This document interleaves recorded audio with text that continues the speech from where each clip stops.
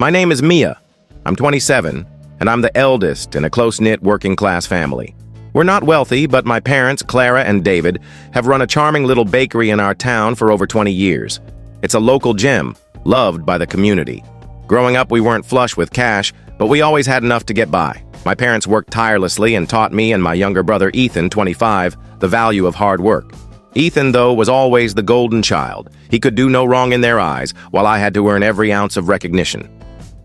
Ethan soaked up the praise for even the smallest things, and our parents always had his back, no matter his mistakes. Honestly, I didn't mind too much. I was content staying in the background, quietly chasing my own dreams. If Ethan wanted the spotlight, I was fine letting him have it. That was my mindset until recently. The trouble started 5 years ago when our grandfather passed away. His death hit me hard. We were incredibly close. When his will was read, I learned he'd left me a trust fund. Not a fortune, but a significant amount if used wisely. There were conditions. I couldn't touch it until I turned 30, and it could only be used for major life goals like buying a house or furthering my education. That felt reasonable. My plan was to one day start a small business or buy a modest home in the city. Fast forward to this year, when Ethan proposed to his girlfriend, Sophie, who's 26 and comes from a well-off family. Sophie's charismatic, vibrant, and everyone adores her. I liked her too at first.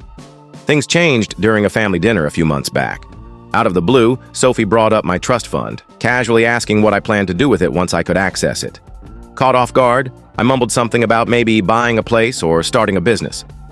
She smiled and said, "That's amazing, Mia. Ethan and I could really use some help with our wedding costs or maybe a down payment for a house." Ethan gave an awkward laugh, unsure how to respond. I laughed too, assuming she was joking. But her expectant stare told me otherwise. The moment grew tense. My parents stepped in, saying, "That's Mia's money, and it's not up for discussion." The topic seemed to drop, or so I thought. But Sophie didn't let it go. At every family gathering, she'd bring it up indirectly, always with that sweet, calculated tone. She'd say things like, "It's incredible you have that kind of security, Mia." Not everyone gets to bless their family like that. I brushed it off at first, redirecting the conversation or laughing it away. But her comments grew more frequent, and Ethan started backing her up, saying things like, "It's just sitting there, Mia. You're not even using it."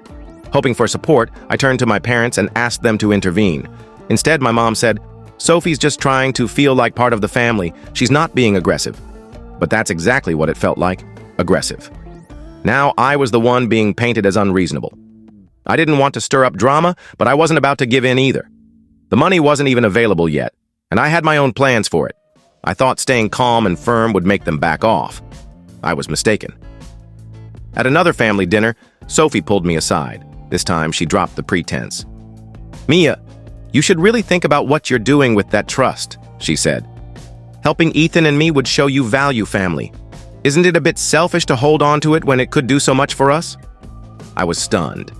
No one had ever called me selfish so bluntly. Keeping my composure, I explained that the trust wasn't accessible yet and that I had plans for it. Her expression turned cold. "I guess I misjudged you," she said sharply. The next day, Ethan called. He apologized for Sophie's tone, but quickly added, "She's just stressed. And she's not entirely wrong. You could help us out." I started doubting myself. Was I being selfish? Was I blowing this out of proportion? I confided in my closest friends, who assured me I was in the right, but the pressure was eating at me. The worst part wasn't the awkward exchanges. It was feeling like my family wasn't on my side. My parents stayed silent, Ethan and Sophie kept pushing, and I felt increasingly alone. It became clear Sophie wasn't going to stop, and Ethan was fully on her side. My parents tried to play mediators, but their neutrality only made things worse. No one was standing up for me.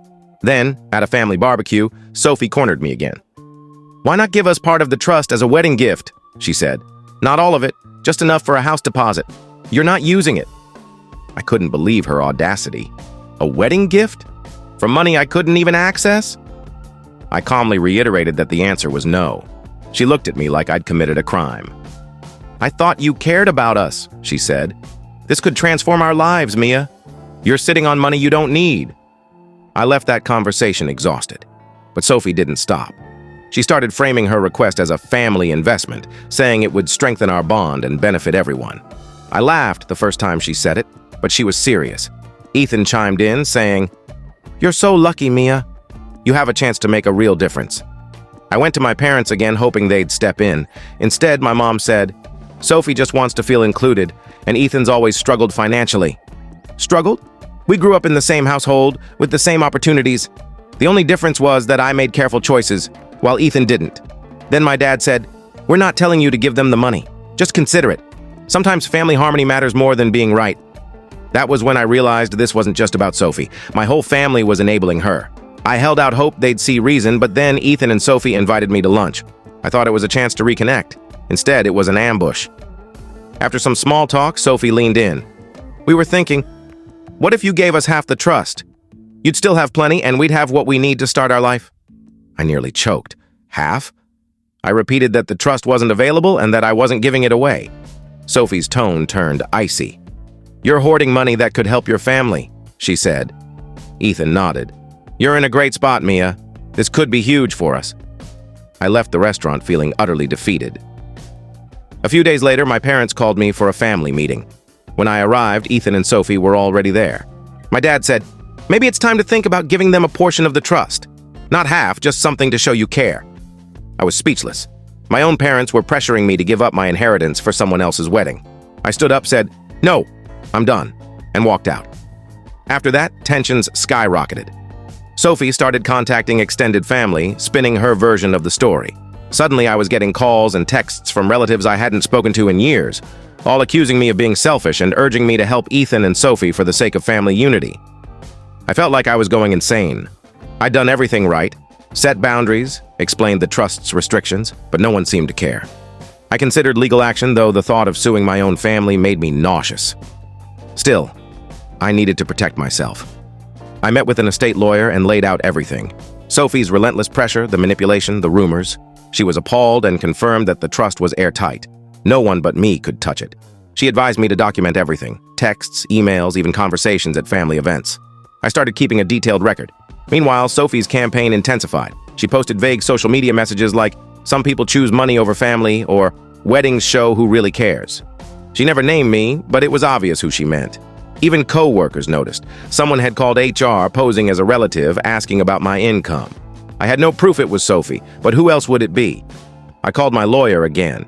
She drafted a cease and desist letter to Sophie, warning her to stop the harassment or face legal consequences. It worked to an extent. Sophie went quiet online and stopped reaching out. But Ethan called, livid. "How could you send her a legal letter?" he yelled. "Do you know how humiliating that is?" I stayed calm. "Ethan, I asked you both to stop. She crossed a line and I had no choice." He didn't want to hear it. "She's just trying to secure our future. This is about love," he said. "No," I replied. "This is about manipulation and greed." He hung up. My parents weren't much better. My mom was upset about the letter, saying I'd gone too far. I reminded her I'd asked for their help multiple times and they'd done nothing. I felt completely alone. Then, everything changed. Ethan accidentally sent a message to our family group chat, meant only for Sophie. It read, "I can't believe you've been texting your friends about Mia's trust like this. You said we'd persuade her, not bully her." Attached were screenshots of Sophie's messages to someone else, boasting about how my parents would pressure me into giving in. One text said, "Mia's too weak. She'll crack soon." Another read, "She's so focused on her little dreams, she doesn't see this money belongs to us." The group chat went silent for a moment. Then the responses flooded in. My mom, "Sophie, is this true?" My dad, "You said you were misunderstood." "Were you lying?" Sophie tried to deflect, texting, "Those were taken out of context. I was just venting." But the screenshots were undeniable. That night, Ethan called me, his voice subdued. "I'm sorry, Mia. I didn't mean for you to see those like that. I found them on her phone and couldn't believe it." "Why didn't you stop her sooner?" I asked. "I thought she was just driven," he said. "I didn't see how manipulative she was." I told him I appreciated the apology, but it didn't erase the damage. He said he understood and that he was ending things with Sophie. "She's not who I thought," he said. "I don't want to be with someone who hurts my family." The fallout was enormous. Relatives who'd sided with Sophie started apologizing. Even my mom, who'd defended her, said, "I'm sorry, Mia. We should have had your back from the start." My parents are working to mend our relationship. Ethan, now single, is in therapy and has apologized sincerely. It's a slow process, but we're making progress. Sophie? She disappeared. She deleted her social media, canceled the wedding, returned the dress, and vanished from family events. I heard she's telling people I ruined everything, but I'm done caring. This experience taught me the importance of holding my ground, setting boundaries, and trusting my gut over guilt. I've cut Sophie out of my life completely. Ethan and I are rebuilding step by step. My parents and I are cautiously starting fresh. Most importantly, I'm focusing on my future again. The trust fund remains untouched, but soon I'll use it to chase my dreams, not to fund someone else's. Thank you for reading my story. I never imagined things would get this messy, but I'm proud of standing up for myself. If this resonated with you, please give it a like, share it with others, and subscribe for more real-life stories full of heart and truth. Your support means everything and helps us share more stories like this. Thanks for being here, and I'll see you in the next one.